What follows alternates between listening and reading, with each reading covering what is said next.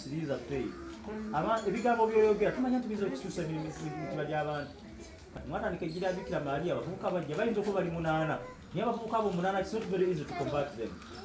Nze Father Balikuddembe nandiremeddwa okitandika sina navudde bubeera mu bannajja era mujja olumu temundabayo mbeera eyo mbisomesa mpikana ndowooza nti nkola nnyo as if I am working but have I saved any soul sincerely? Ate Bikira Maria wanaatukkiriza twagala ennyo omwana we Yesu. So I think you are doing a good job. You should continue. So St. Paul says, I remind you to stir into flame the gift of God that you have through the imposition of my hands. Manyi mufe twasibwako emikono, we received the Holy Spirit. But the Holy Spirit is sleeping in us, especially myself. Nze banteekako emikono ne bansiiga n'omuti.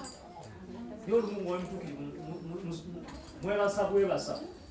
When you put sugar into the cup and you put some water and you don't stir, you don't feel the sweetness.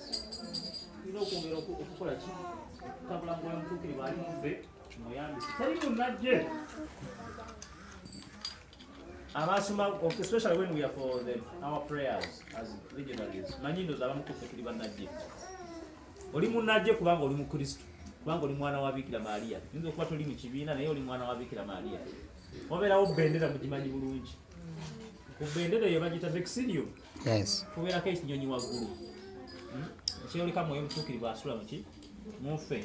So mwoyo mutuukirivu oyo atulimu atusindika. We are supposed to go and proclaim the gospel, but you should begin from our homes.